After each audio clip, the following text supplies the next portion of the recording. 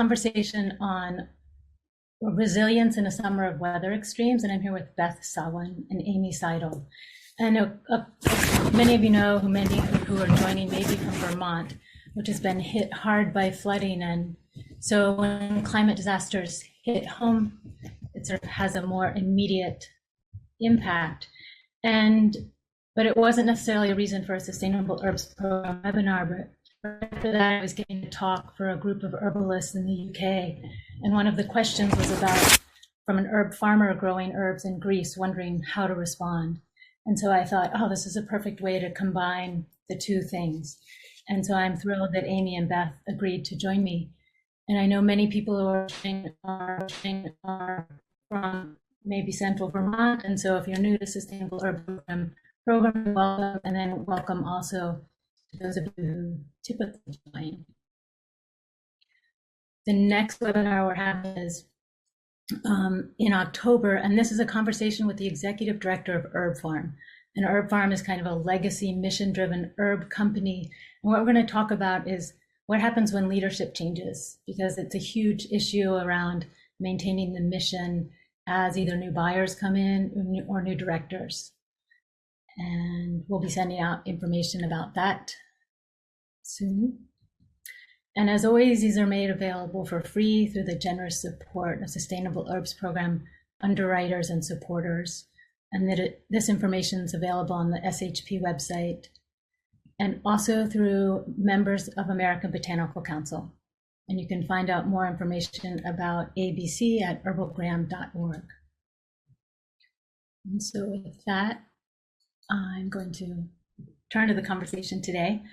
And what we're going to do is Beth and Amy and I will have a conversation for about 45, 50 minutes, and then we'll open it to questions. And Beth and Amy have agreed to, are open to staying on till about 3:15 in case there are more questions and details.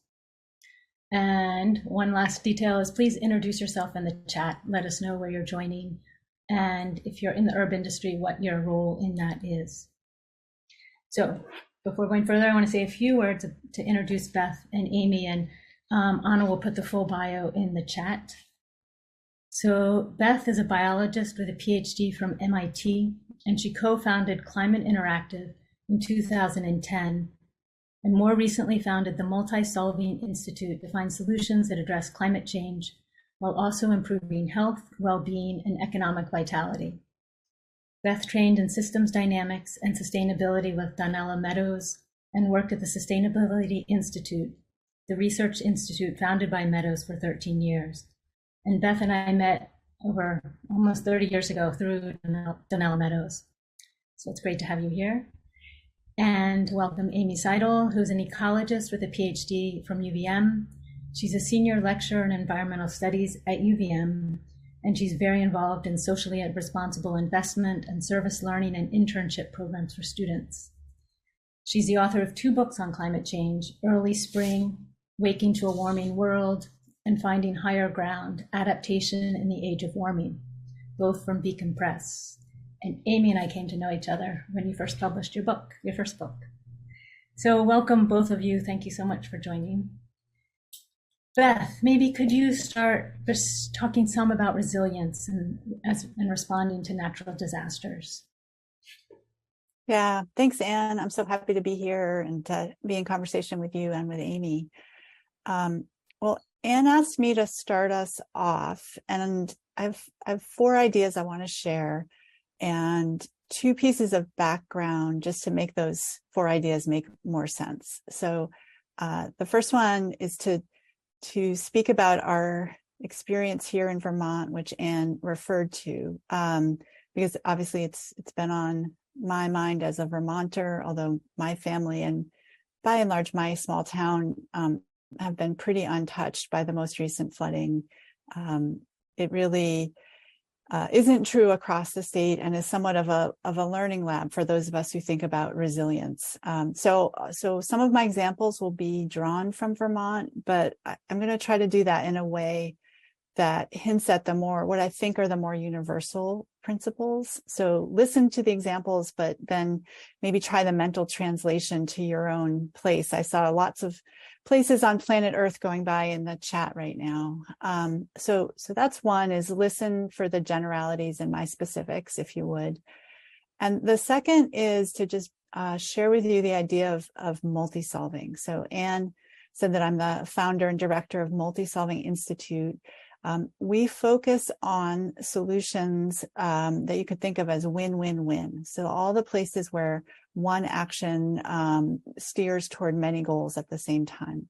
And so the four maybe building blocks of resilience I want to mention are special because they're all about thinking about resilience in terms of multi-solving. So each of these four, I hope you'll see how we can invest in resilience that we need for these moments of extreme events, but get some reward for that investment all the rest of the time too. So with that in mind, the four principles I'd like to share. The first one is to work with nature. So in Vermont, what that looks like in the context of a flooding disaster is really to work with water and to work with all the ways that wetlands and forests particularly soak up and slow down water in the context of a flood. In Vermont, we have a really well-studied example, not from this flooding, but from 11 years ago, Tropical Storm Irene. One particular waterway caused lots of damage upstream of a wetland, this very large conserved wetland, and downstream, the damage was very minimal because the wetland soaked up like a sponge and slowed all of that rushing water. And scientists at UVM estimated that in that one event, that was worth almost $2 million in avoided damages for the downstream communities.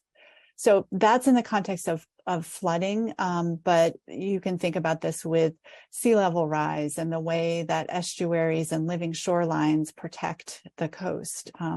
You can think about it in terms of greening a city and the way that an urban tree canopy protects against heat waves to some extent, the impacts of heat.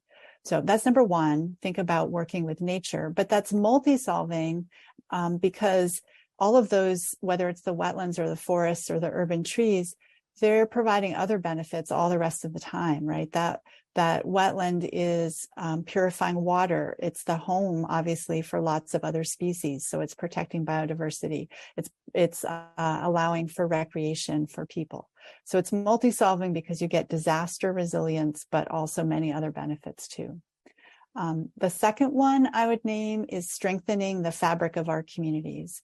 What I think we're seeing in Vermont is true in disasters around the world. The first responders are often our local communities, and often they're those service-oriented community organizations that might look like churches or food pantries or community coalitions of all different sorts. They're the ones who know who needs help. They know who wants to help. I know for me, that's how my family has figured out how to volunteer to help our neighbors, is local organizations have hooked us up with where help was needed. And again, that's multi-solving in the same way that working with nature is, because those organizations provide so much benefit to our communities all the time. So we can draw on them in disasters, but they're giving back all the time as well. The third kind of no regrets investment when it comes to resilience is to work on improving the social equity of our communities. Things like more zones that are more vulnerable to disasters, like those aren't natural features. Those are often features of marginalization in our communities and places of underinvestment. So if we can make sure that all places are cared for and invested in and have the infrastructure they need, that builds disaster resilience. But equity is also a huge investment just in healthy, efficient economies, in increased social well-being across a whole community. A really great book, if you haven't read it, is called The Sum of Us, looks a few years old now, looks at that importance of equity in well-being all the time, not just in disasters. And then the fourth one I'll name is probably obvious, but I think is important to say, which is getting our societies free of fossil fuels. In Vermont, as is happening around the world, like while Vermont was flooding, Spain and Japan were flooding at the exact same time. We received in a day or 2 days our typical amount of rain for a month. And then that happened a few weeks later again. So whether it's flooding or fires or heat waves, there's limits to what, no matter how good we are at working with nature, how well we're building our social fabric, how much equity we've created, there are limits to what we can adapt to. So we have to get at the root cause driver of these greater stresses and shocks, and that's the impact of fossil fuels on the climate. And so in everything we do, that needs to be part of it.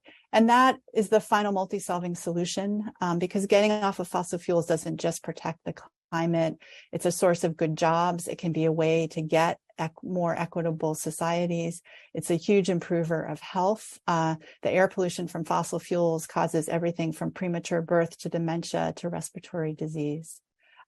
So those are the four: working with nature, increasing the social fabric, strengthening it, focusing on equity, getting off of fossil fuels. And the last thing I'll say is those don't have to happen in isolation. Those can fit together really well. A community can improve its social fabric by the way it's taking care of nature. It can improve equity by the way it's producing new jobs in the clean energy sector to get off of fossil fuels.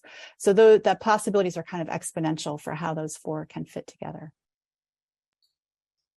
That's great, thank you. And I was struck when we first spoke and I mentioned how Montpelier Alive, an organization in Montpelier, had really kind of pivoted in their work and stepped forward in organizing volunteers. And you said, yes, that's exactly the work you can do in between crises, is invest in those kind of community organizations and individuals that can rise to the challenge. Amy, so I'd love to hear your response and how you're thinking about resilience right now. Thank you. I just want to say thanks first to you, Anne, and Beth, for inviting me into this conversation. And thank you to everybody who's joined us. Like Beth, I saw so many different localities and locations. So I'm excited to have my mind go to all those geographies while we're talking here and think of your own circumstances. Beth, that was marvelous. That was just brilliant. I just loved how succinct you were in listing those four and describing their intersections. And as you say, the gains and the benefits that can be had by the investments in those social and even technological infrastructures. When I think of resilience, I'll often think of the concept of threshold. And this is very helpful to me. And I can use a metaphor of my own body when I think of the threshold I might experience if I don't sleep well, or if I don't have a lot of water in my system. So our bodies are systems just like our ecosystems, and the natural world is comprised of systems, components that are interacting. So when I think of resilience, I think of what happens to those systems, whether they be our bodies or our ecosystems like rivers and coastal areas, forests, when something is crossed, when that threshold is crossed. Resilience for me can be even measured as a distance between the location of myself and that threshold. So if I don't drink water all day, I get a headache. Something has been crossed metabolically. But if I'm living in a place with a river, and that river has been channelized, and that river no longer has a riparian buffer, then crossing the threshold into flooding and a new system is quite probable. So this idea of ourselves situated near thresholds, I think, can be very powerful, because we can look at our landscape both socially and ecologically and ask, where are we in our distance and our proximity to threshold? And the greater distance we create between ourselves and those thresholds, the more resilience we'll have. That said, I want to be really honest with ourselves that can work. And what Beth has shared with us is so beautifully pragmatic and strategic, is that we also see that these thresholds can be crossed so many times that we find ourselves in a new system. So for instance, some of the fires burning on our planet, in specific in Alaska right now, or in the boreal zone, are so hot and of such different dynamics as fires that they burn through the seed bank. And instead of forests succeeding after a fire, grasslands succeed. So now we have a new system. We've crossed the threshold so far that a new system has resulted. So I think that then challenges us to look for places for resilience and also places of reinvention. And I would put that forward as a challenge that we have now as humans living in a world in which thresholds are crossed repeatedly, that we have the opportunity to reinvent ourselves in the spaces that we occupy with these 10 million species that coexist with us. But thank you, Beth. That was very, very informative. So I love this idea of sort of giving more space from that threshold. And I wondered if you have some concrete things right now. So there's two things. There's needing to imagine new systems, but we're still caught in the system that we're in, and it can be overwhelming in a day-to-day sense. And Amy, to stay with you for a sec, if you have how you think about the specific ways to make that an action in a day-to-day world. Yeah, thank you. You know, I think one of the interesting things I'm seeing as a Vermonter right now, and I think if I touch base in Hawaii or even Colorado, where I've spent a lot of time in my family, is the repeated nature of climate-induced disasters, or ones we can attribute to climate change, and this is anthropogenic climate change, leads us to realize that reinventing and rethinking how we live is upon us. And to be, I think, clear-eyed about the future, that it will be difficult. And I want to pause there for a moment to take that in. I, like Beth, did not suffer in this flood. I am still housed. And yet I know people who are unhoused, both in Maui most recently and here in Vermont. And so it sort of forces me to be clear-eyed that the future will be uncertain. And that isn't to lead me to despair, but actually to galvanize me to do things like what Beth was saying. Some of the social resilience points, I think, around maintaining good relationships in societies and communities so that we can rely on one another and we can address equity, are the same things we'll need in reinvention. But reinvention looks like, let's just take an example that seems so sort of radical, an island state like Vanuatu in the South Pacific that is imagining itself as a virtual community. I know that sounds really, really radical, but for decades now, they have had such frequent, disastrous events that it's forcing them to reimagine what nationhood looks like in community. That's way out there. That's really a difficult place. But in the meantime, it might be us thinking, how do we rebuild a Capitol building? Or do we move a capital? The capital of Vermont is in Montpelier and has been repeatedly flooded. So these are occasions for us, I think, to respond, but also to think, what is the response that will bring us to a place that is distant from these thresholds for as long as we can imagine? Beth, thank you. I wondered if you wanted to chime in and talk about that, like how to hold both, like this long-term transformation that's called for and being in the day-to-day changes and how you make that concrete. Yeah, no, it's a great question. And I think everyone and every place will have their own answers for it. One thing I would say is look to the webs. So a lot of the problems that we're facing are derived from ways of thinking, right? There's this colonial force that's taken over the planet. And so we have societies in many places that don't really fit the places they belong. So that's one of your long-term things you're asking about, Anne, is reintegrating into those webs. And when Amy says reimagining, that's part of what I think it needs to be. But also the short term, like what should you do tomorrow? Well, your neighborhood is a web, right? And knowing who's in it and who's going to be in trouble if they don't have refrigeration because they have a medication that needs it, right? That's a web too.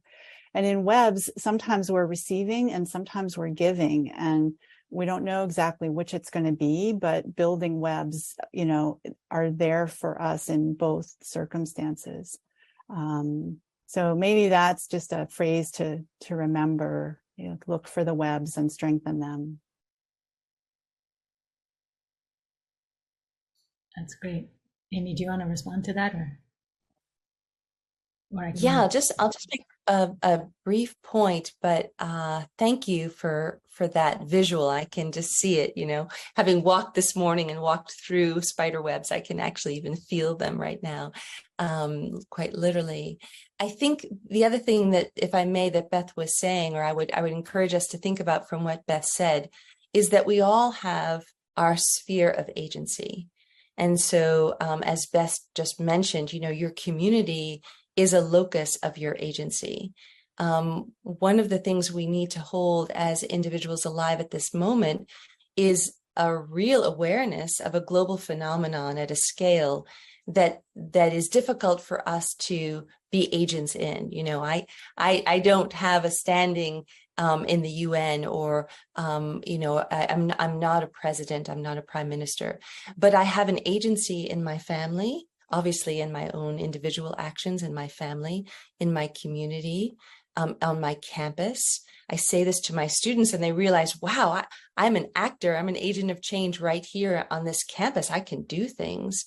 And that agency and seeing oneself in the web of that sphere of influence can be an incredible antidote to the feeling like it's this global phenomenon that I can't reach. In fact, all of these loci in which we have agency once identified can be incredible spheres of activity. And I would just say there's another web there too in what you're saying, Amy, because when the students on your campus link up with the students on another campus, it's not too many of those before you have a movement. And you can see the signatures of those movements. I mean, I think of the young people in the Sunrise Movement calling for a Green New Deal, and we didn't exactly get that, but here in the US, we now have the Inflation Reduction Act, really unprecedented investment in getting off of fossil fuels and getting prepared for impacts. So yeah, those webs, they go in so many directions. And I do think that's part of that antidote to despair is, I sometimes say no one has to do everything, but everyone has to do something. And, that's how you think if you're part of a web. I was just going to follow up and ask about that, the despair piece and the paralysis, which is both the extent of the disaster, but then it's so huge and there's so many levels to make a difference. And I hear maybe you've both answered that, but I wondered if you have more to say about just that, the grief, the paralysis, despair. Yeah, I have a couple thoughts and then love to hear you, Amy. But my thoughts go in a few directions. So the first one I'd say is some of the paralysis has a cause, and we shouldn't forget that. I mean, what Bill McKibben calls the wealthiest industry in human history, the fossil fuel industry, has spent decades making us paralyzed, whether it's denying the problem or capturing government regulatory pathways so that we can't take action. So don't be too hard on ourselves as though it's all just us individual humans who are paralyzed because we're not good enough or big enough hearted or something, and get a little pissed off about that. So that's one direction. And I do think another direction, though, to that paralysis is, I think, and this maybe isn't an accident either, a lot of us are pretty confused about what is changeable and what isn't changeable. So how the planet works is by and large not changeable. How ecosystems that have been around for millions of years work, how physics works, how the economy works, that's just made up. And in fact, it's made up by a small group of people on planet Earth, a relatively small culture that spread.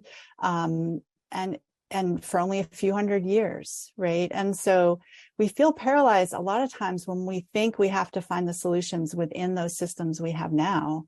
And those systems aren't up for the job, and it is paralyzing. But right around the corner are whole other ways of organizing human activities that are going to be actually much better for most of us in the long run. And that's part of the gift of this moment if we see it that way. Great, thank you. Yeah, Amy. Yeah, thank you, Beth, for that word gift. I'm so happy you said that. The gift of this moment, and I think that imagination's a muscle.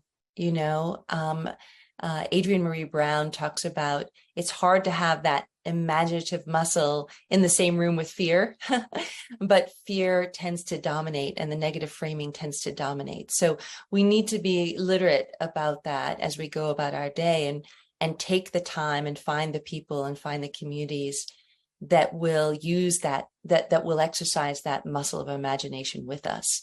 And I do think if we look even at some recent social movements that the world has seen, not just the United States, but in Europe and other places of the world around Black Lives Matter, the movement for Black lives, the Me Too movement, just to name the most recent in the last decade, social gains and equitable gains that we might not have imagined. So I think I really appreciate this space in which we say, almost like a fulcrum, here we are experiencing real concern, because the concern is real. The nature of a changed atmosphere and its reverberation into extreme events is real. The response to that might be as imaginative as we might have ever been. As a society of humans. So without being Pollyanna, it sort of goes back to what you were saying, Anne, about holding both, like holding the fact that this can be a very difficult time. And this is a very difficult time for people in Maui and Spain and Vermont. And it can also be a time of incredible imagination, because it helps us see what we're up against more clearly when we experience it so close. And that is a gift and an opportunity, and better for us to be open-eyed about it than, I think, to turn away, which makes sense sometimes, but if we can stay with it, then I think the gift will be even more powerful. I'm thinking of two different threads to go, but I'll stay with this for 1 second. So in this moment, what you're both talking to, it sounds lovely, being imaginative. And I wonder what gives you each courage to do that, or your thoughts kind of about who we need to be in this moment. And here I think of people who've talked about that shift of going from being consumers, which is kind of like this global phenomenon, to being citizens, where we're all being responsible for our little piece. And I don't know if you have general thoughts on that or personal ones about how you think about courage and who you need to be in this moment. I'll jump in here first, Beth, because I was really catalyzed by your first premise, your first principle about working with nature. And I read recently about how much of the Earth's ecosystems have been transformed. It's almost all of them. It's more than 90% of them. And so the gift and the opportunity is the restoration of those natural systems so that they do work, so that the wetlands do absorb, as you mentioned, and the economics of what is gained there from that natural engineering, as forests are restored, and we again gain from the benefit of carbon sequestration and fresh air and biodiversity, et cetera. So one of the things that I find has great traction with students is how can we look into our environments where we live and seek out opportunities to restore those places. This does both the sort of short-term proximal work of reestablishing ecosystem function and and returning biodiversity. But it also gives students the opportunity to feel stewardship, for people to feel stewardship. And that's one of those actions, I think, right now that can provide active hope for them when they actually not just do something, but they restore something that then has a functionality that does something for everybody. And by buddy, I mean many living things. So restoration, I think, is a really important opportunity for us as we look out on these ecosystems that have been degraded, transformed,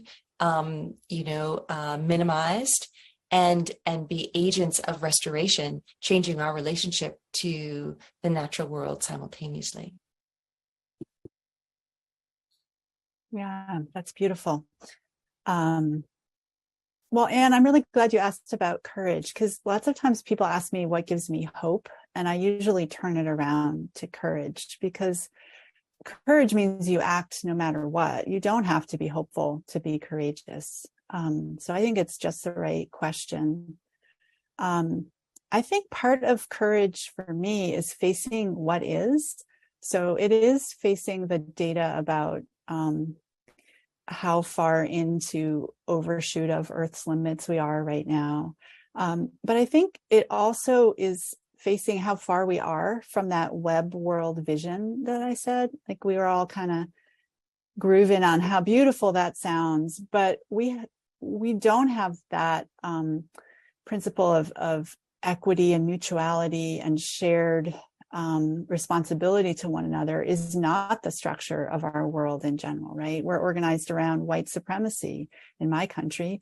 We're organized around patriarchy. We're organized around extractive capitalism.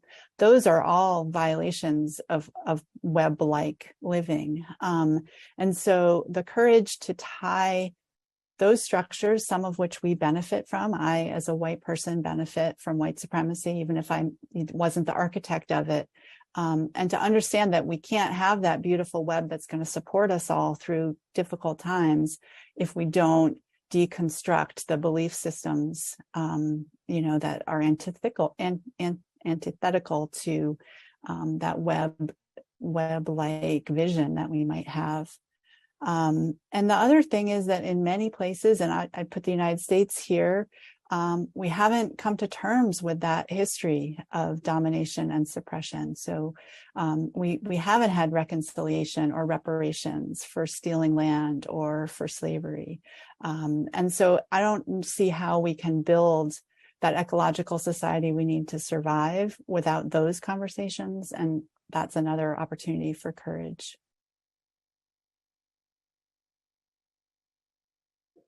Which connects to the idea of being disconnected too, right? I mean, disconnected from that web and how to begin reconnecting. And there's a question that I wanted to, because I think it weaves into this. Lindy Biggs asks if you have stories to tell of actual solutions that illustrate, and I think perhaps she was referring to those 4 principles at the beginning, but it's also communities both paying attention to that disconnect and domination and reconnecting with that web. Yeah. So we try to create on our organizational website, multisolving.org, we curate some case studies of multisolving. So there might be some there to help people. I'll also call up partnerships that I've been involved in different places. And one where I've learned the most has been in Atlanta, Georgia, where I was in some ways more of an observer, a little bit of a supporter, but watching networks form to reweave whole systems.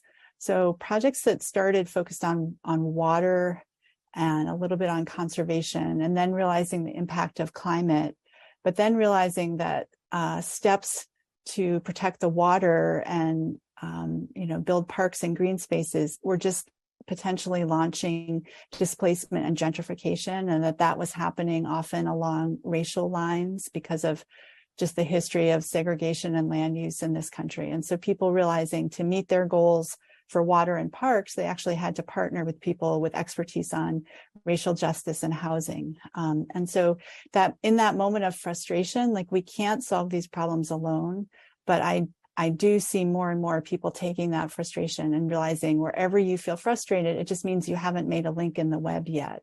And it's the instruction to go figure out like what's the next link that you need to make. And that old, we don't have to do it all, we just have to do our part, but sometimes our part is reaching across some fractured line. That's great. Amy, do you want to chime in and share stories or concrete examples of solutions that you can think of? Yeah, thank you for that idea of action as being a link and not a resolution.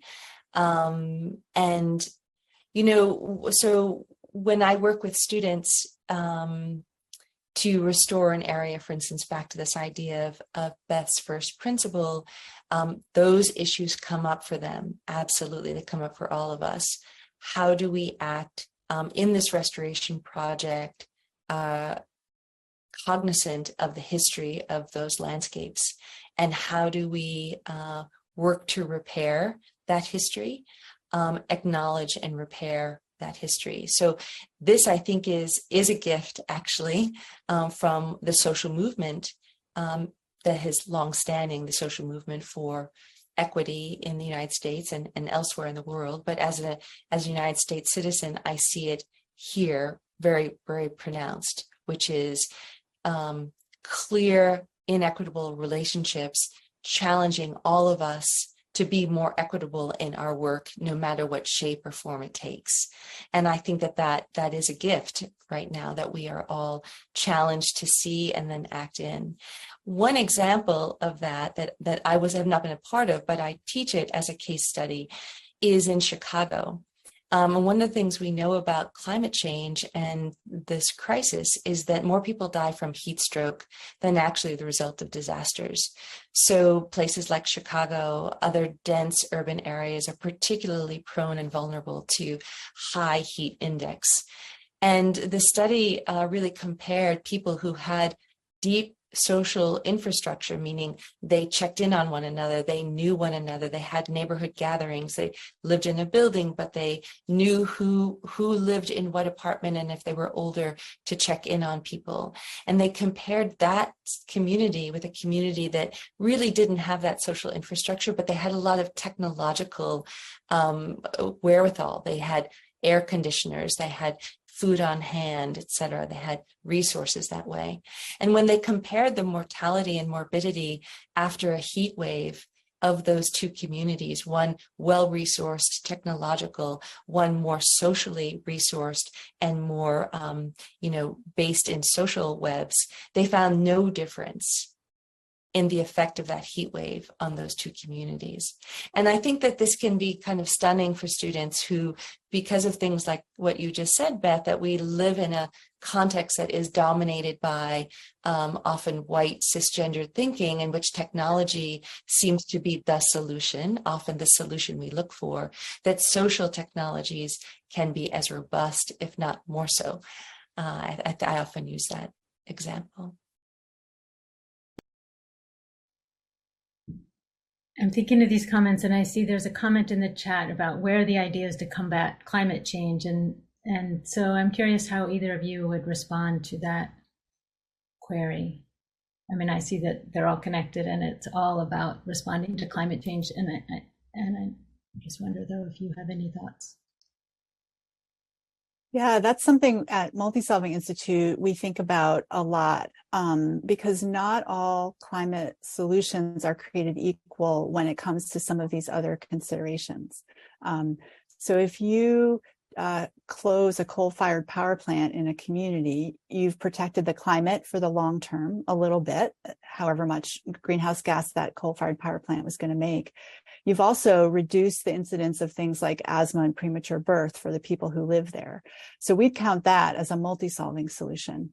I don't know if you saw in the news, $1.2 billion in the US this week was announced as being invested in what's called carbon capture and storage. So you suck CO2 out of the atmosphere after fossil fuels have been burned.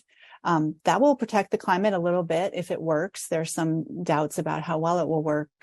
But all the rest of the, say, air pollution created by burning that fossil fuel is still in somebody's lungs somewhere, right? And so with a climate lens, you might say those are good. Those are both addressing climate change, but one of them is also improving people's health. And so what we argue at Multisolving Institute is we don't have enough time or enough money to tackle these issues one at a time. We have to do the things that do everything at once. And if you add a layer of gender justice and racial justice, and you say, let's make sure that our home weatherization provides good jobs for people of color or for women, then you're able to heal some of those fractures that we've been talking about by virtue of how you address climate change.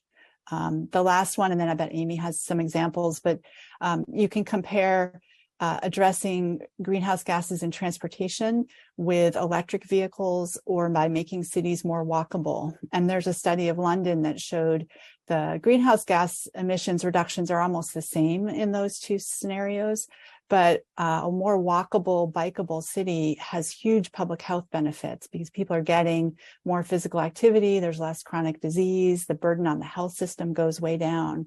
And so what we urge people to do is make these decisions, not just with a what we call siloed thinking of just the climate impacts alone, but bring public health, bring equity into your thinking about climate solutions.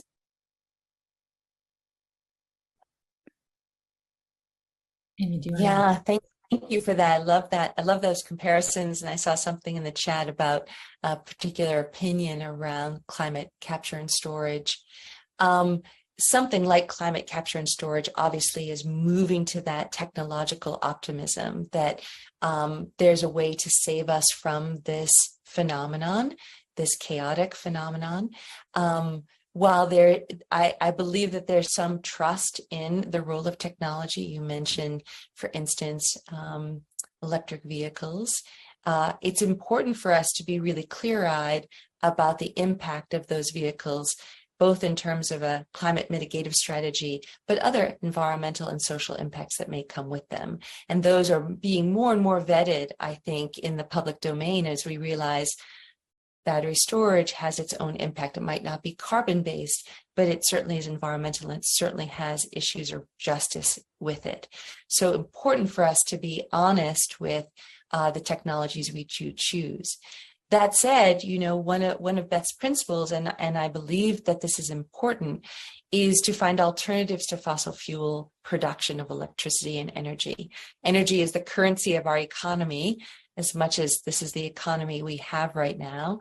And we can look to the fact that there's been great strides actually in converting a lot of fossil fuel-based energy production to solar and wind-powered energy, which is by and large not carbon producing, certainly as a power source, as a generating source. So important to just like bookmark that and say we are making strides, and many people are looking to, like the Rocky Mountain Institute, if others are interested, a kind of exponential rise of clean energy that is really facing off fossil fuel production, and this is a good thing.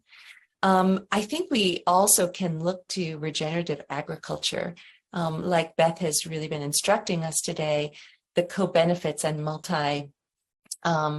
multi-solving principles around regenerative agriculture that looks to support communities with whole foods, with food that is grown without a lot of fossil fuel inputs, because these fossil fuels, right, they can find their way in other parts of our lives, in plastics, for instance, and in agriculture. We have to be alert to that as well, because those are carbon emitting.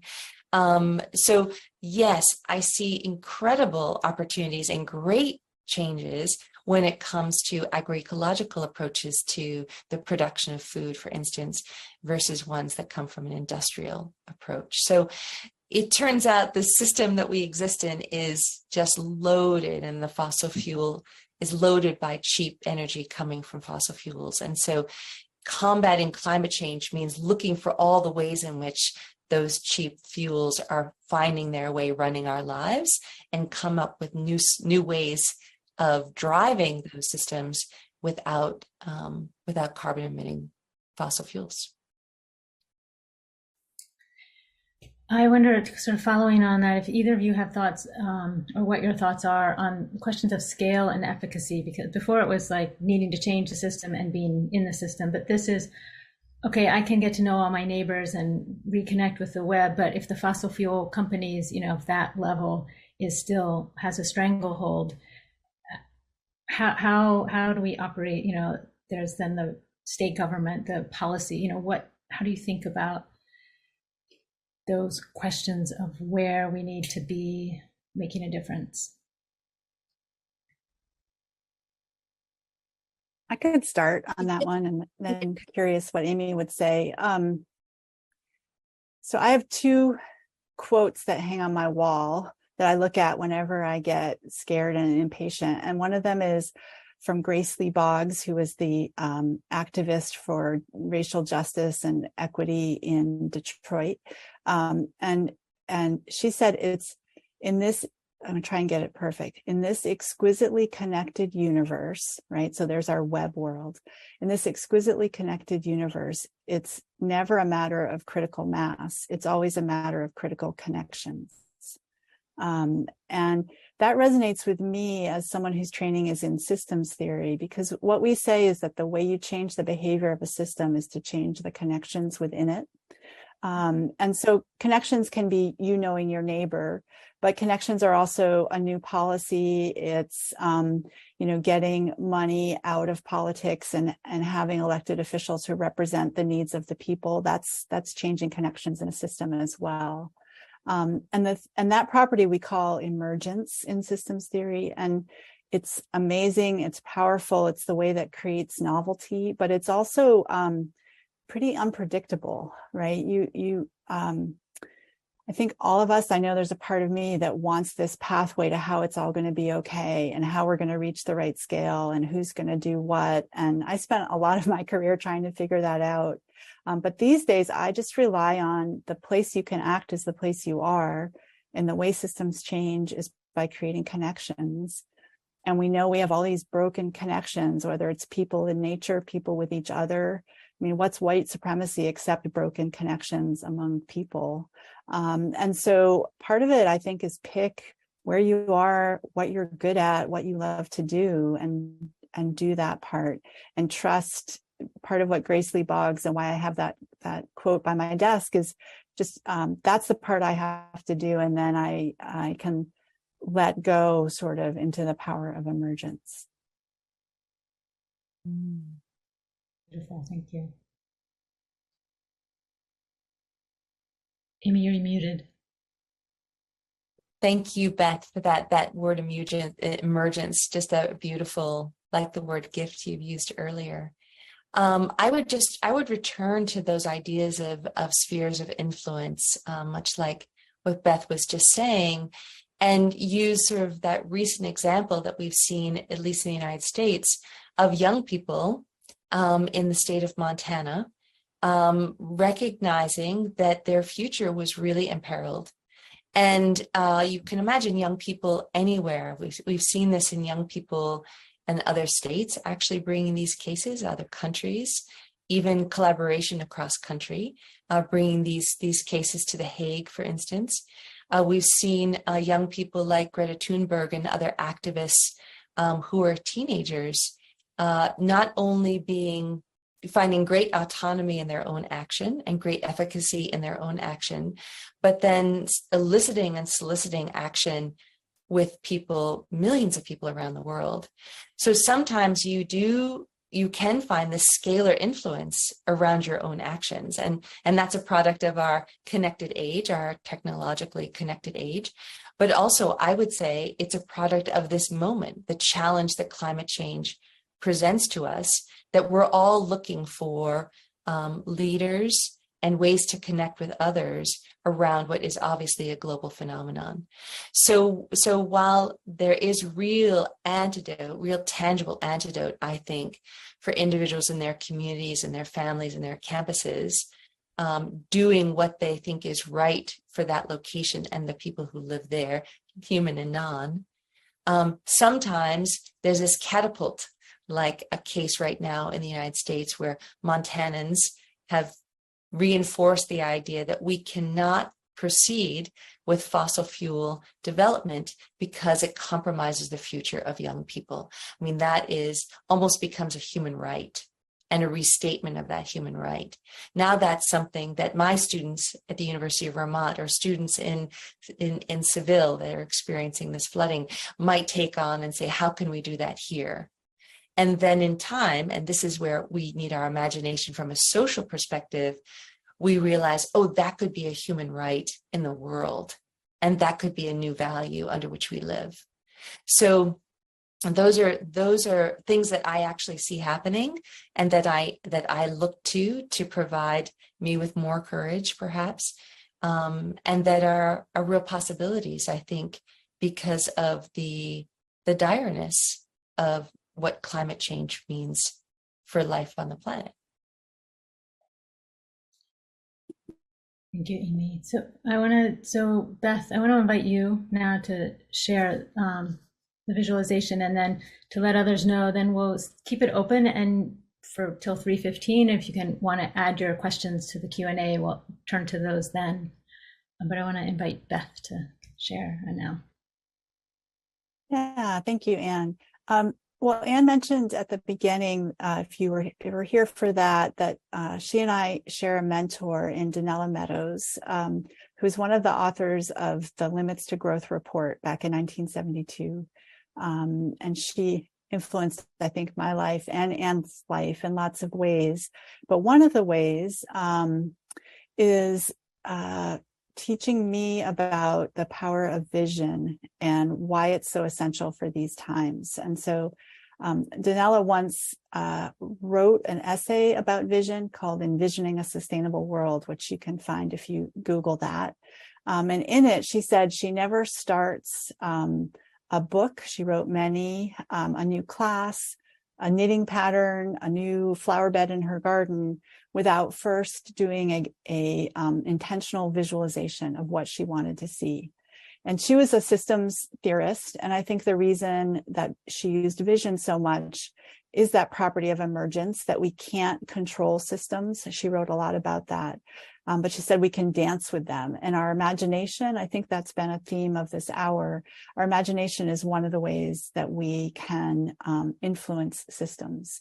I know in my own life that many times I can point to where a vision I had gave me courage, so there's that word again, to step forth into a possibility. So we wanted to invite all of you in the last couple minutes here to do a little bit of what Donella would call a visualization or a visioning. So what I'd invite you to do is first just get comfortable in your seat and maybe take a deep breath or two, and you're just going to tap a little bit of a different part of your mind than this busy thinking and listening we've all been doing. So take a breath. And I invite you to imagine it's 2030, so 6.5 years into the future. And wherever your place is on Earth has taken a really powerful, profound step towards being more resilient in the face of shocks, but also better off. Everyday life is better too, for some reason, as a result of whatever that change was. And what Donella taught about visioning is to not put limits on your vision, as long as it's physically possible. So you can't violate, thermodynamics or physics in your vision, but you don't have to assume that how people organize themselves stays the same. It's 2030. Use all your senses. Imagine yourself in your place in the world, but in this time when it is a little safer, a little more prepared, a little more resilient. And imagine what you see and try to use all your senses. What does it look like when you leave your front door, when you go to the town center? What are you doing? What are other people around you doing? And not just what does it look like, but maybe notice kind of food are people eating? What does it smell like? What are the sounds? Do you hear children? Do you hear animals? What signs of nature do you see? Give yourself another 30 seconds. Open yourself up to be surprised. Sometimes in visions, you see things you might not have been thinking about. So another few seconds to look around and see what you see. You may want to make a few notes for yourself of things you want to remember. And we also thought it could be a gift to one another for anyone who wanted to share in the chat what they noticed, and maybe tell us where you are, like either the name of the place or what type of place it is, to help us understand your visions.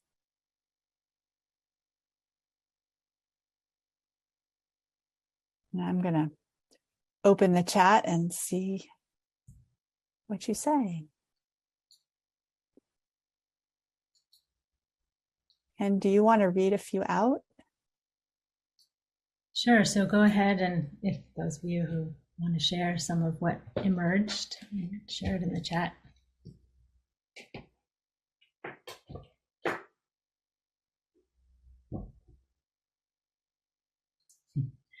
I live in Finland, but I picture the Montpelier Farmers Market. That's my sister. I'm noticing a general shift towards a more egalitarian and empathetic world that works to take care of each other. Reno, Nevada, dirt roads replace concrete, native growth and food plants everywhere, replacing manicured lawns. Communal meals, darker skies at night, walkable neighborhoods. In Seattle, food forests, medicinal gardens and parks. Lawns no longer turf, but food.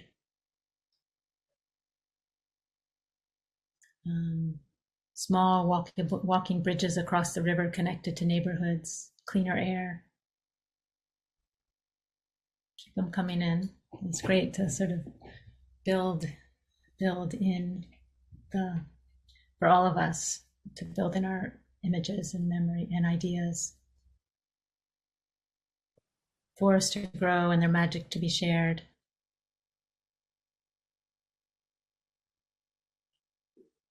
Yeah, these are beautiful.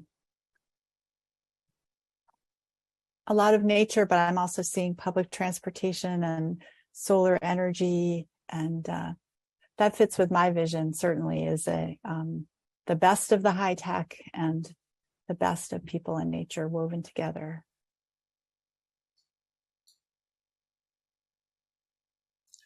Intergenerational sharing. Yeah, so we'll go to questions in a moment, but since a lot of people will leave, I'm sure at the end of the hour, if you all have one closing thought about, there's this bigger vision and how, like, what's one step, or do you have an idea of one step, or what you're taking from thinking in this way, taking a pause from your own work, how you'll take something back from this forward in your work?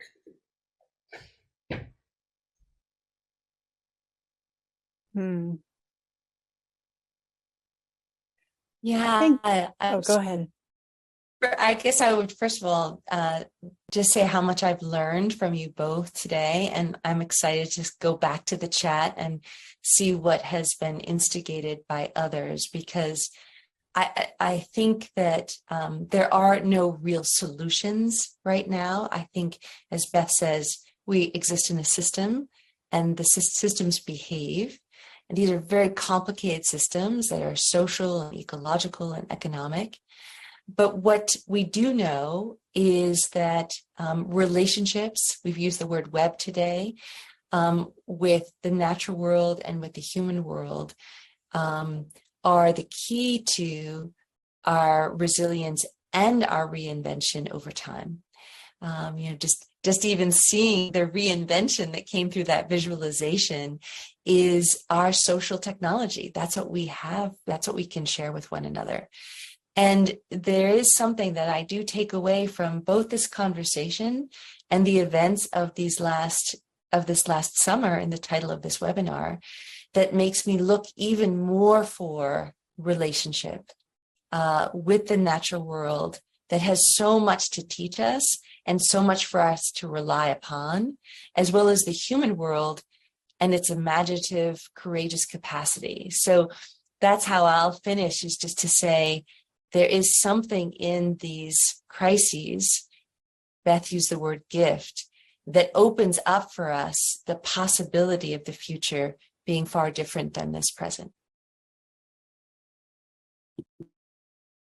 Well, I agree with all of that, Amy. I would add, I think it's going to be an incredible adventure, what we're in. And I think we have way more capacity for that adventure than we realize. And I think the hard part is getting started. And I think snowballs are going to be, and already are, Amy mentioned the exponential rise in wind and solar. There's going to be things that catch us and lift us on this adventure, and we have to get started to know what they are. Thank you both for those wonderful, inspiring ways to give us all courage with our vision. And thank everyone who's joined. We are going to stay. There's a few questions. There's not many. If you have other questions, you can add them in the chat, and we'll take 10 or 15 minutes as needed to answer those. But thank everyone for joining. And we will be sharing a copy of the recording to everyone on the email list. And if you want to continue to stay informed of Sustainable Herbs Program information and updates, just join our newsletter on the website. We don't share many emails. So I will turn to some questions. And I want to take this first one that's about Vermont. I'm currently working with more than 20 Vermont communities on health equity in the built environment. Do you all have any advice on how to build up soil revitalization due to floods, soil contamination for community members who rely on these food gardens for folks who are refugees that don't speak English or read in their own language? Trying to build up climate and food justice simultaneously. And this also connects with the whole, all of the floods in the farms across Vermont and the impact of that. So I don't know if any of you all have ideas, concrete suggestions, resources. So was the question, and I'm not reading it myself, about how soil has been impacted and made more toxic because of the flood events? It's how to build up soil revitalization for the communities who rely on that. Right. I remember after Irene, and maybe Anne and Beth remembers too, that so much of the flooding obviously happens in the floodplain, which can be such an agriculturally rich space. But because that flood water brings with it, propane or things stored in people's basements or their houses that are toxic and shouldn't be in waterways, this is a real compounding problem. What I remember farmers saying, especially in the Mad River Valley, was sort of rethinking floodplain agriculture. So this sort of goes into invention, not entirely, but in part. So for instance, one of my colleagues works in Moortown to think, well, maybe terraced agriculture is an opportunity for Vermont. This is a very hilly place. We look to latitudes that are like ours in other parts of the world. We might look to Japan, for instance, and ask, how are they creating agriculture? Beth's made, references to the fact that our landscape was settled by colonists with particular ideas about dairy agriculture, even vegetable agriculture. And now we have an opportunity, especially with flooding and floodplain, to think maybe agriculture shouldn't be there, or should be limited there, or should be explored on different slopes, or should be explored as elevated, or to use more greenhouse structures. I don't have an answer per se, only that sort of scattershot of ideas are ones that I heard and am hearing through the agricultural community. And that I can just list Ben Falk, for instance, is an individual who has really promoted the idea of rice agriculture, for instance, a plant that wants to be flooded, a plant that then can cohabitate with ducks and other kinds of agricultural products that farmers can find commodity in. So how do we think about other ways to plant and to generate food if repeatedly flooding is toxifying soil? Great. Beth, do you have anything to add, or should I go on? Maybe go on just so we can fit more questions in. Yeah. That was a great answer. Here's one, wondering whether you think the fact that we are having these devastating impacts on our country and the world has made a difference to political leaders and the electorate.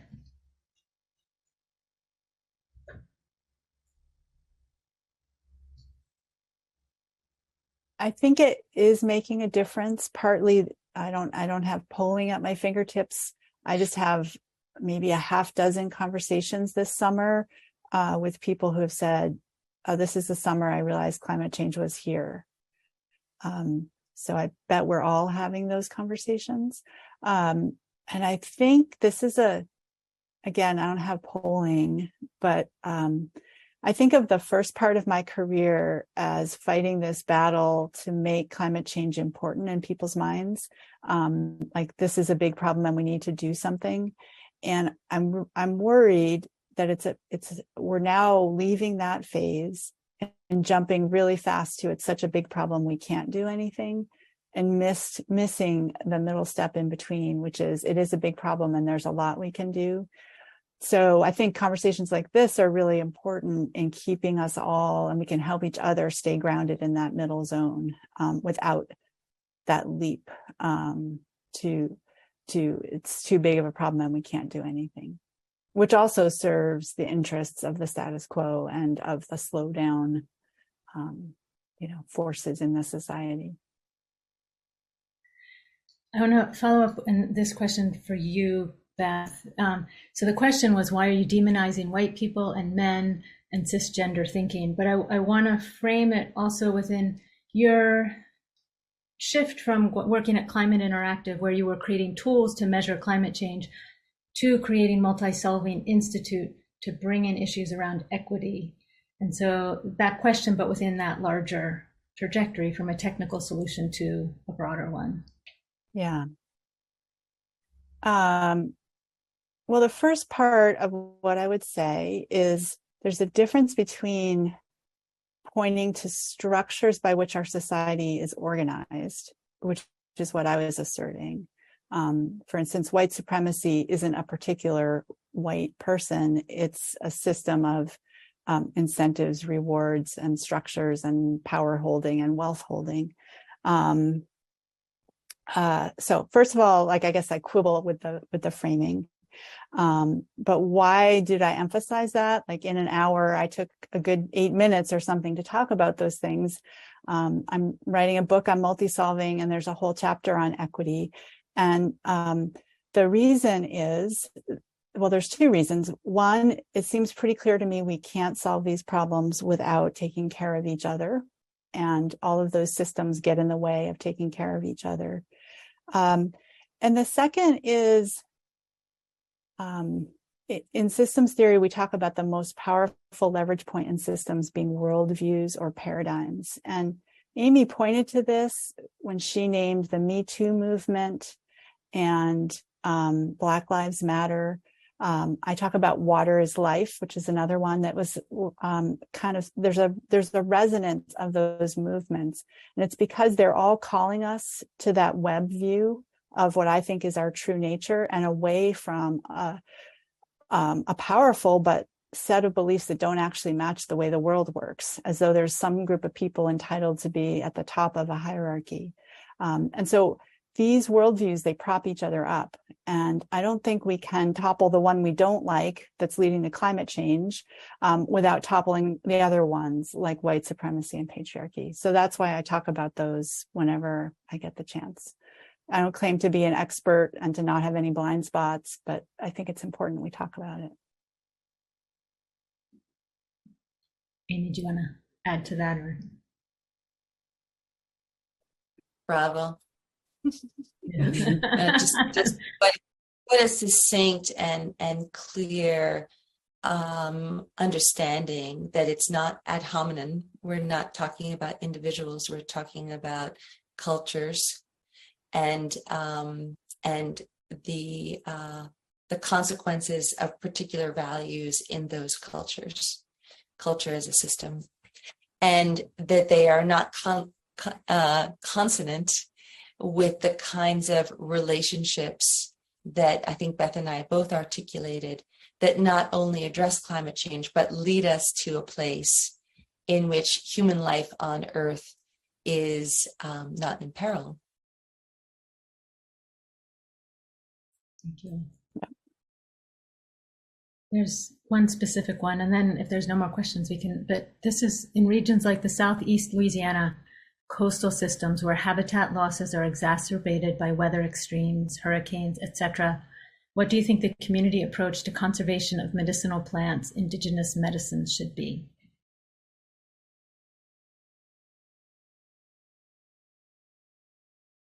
Well, the question just brought me right there. I think about Louisiana, I think about coastal areas, and then the questioner is asking particularly about these medicinal crops that are grown there, obviously, because of our Sustainable Herbs Institute audience. But we could add any crop at that moment. We could talk about the shrimping industry. We could talk about other kinds of crops grown in the bayou or in the coastal southeast. This is an extraordinary question, I think, because it asks us really, when do we need to think about moving ourselves away? And it returns to my idea, and it's not my idea, it actually is very much a systems thinking idea, and back to your mentor, Danella Meadows, about threshold. Because if we are so close to the threshold of repeated flooding, unless we come up with and reinvent how we exist in that landscape, that may not actually be based in crops if it's constantly inundated by saline and salt water, then we need to think, what might a reinvention of ourselves in that place look like, or a retreat from that place? And I mean by we, I mean populations of humans who find themselves there.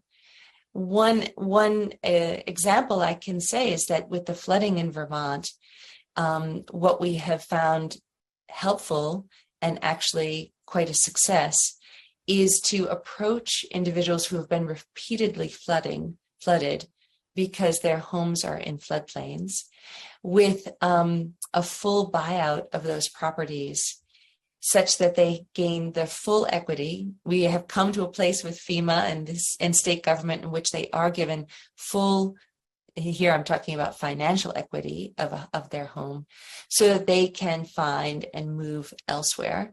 And those areas that have been repeatedly flooded and just will continue to cause harm for people who occupy them, return to public lands and allow for rivers to move in them. Now, this is I want to say this with complete compassion and humility, because that's not where I exist, and I believe the questioner is from Louisiana. But I think that it is also part of the clear-eyed thinking of how do we look for reparations for those individuals as a nation? How do we fund them as a nation? How do we afford them as a nation? Because it is no fault of the people of Louisiana who grow herbs on the coast that they are losing their livelihood. How can we think and reinvent with them new livelihoods and new places with the most gracious and modest and humble thinking?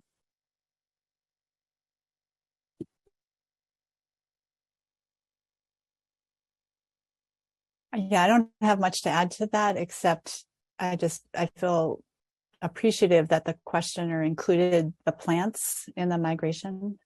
Like just a good reminder that we humans aren't the only ones who have to move to higher ground or up the mountain, or and imagining that being some kind of partnership. And I know there are people who are devoting their whole careers to different species and refuge plans for them. So is another big body of work.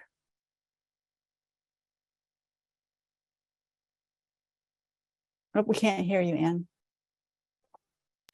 There's one other question on resources for regenerative farming, and there's we've had 3 different webinars on regenerative herb farming, and that information is all on the Sustainable Herbs Program website, as well as a lot of links to other resources. So that should get you started. We're going to stop now. It's 3:15. I want to thank you both so much for your time and your thoughts, and thank you for those of you who stuck around. We had a really great turnout today, and thank you. And we'll share the recording and follow up.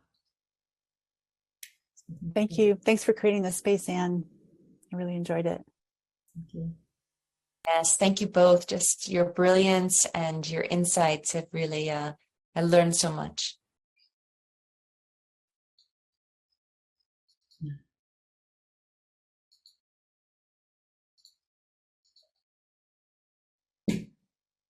Thank you all.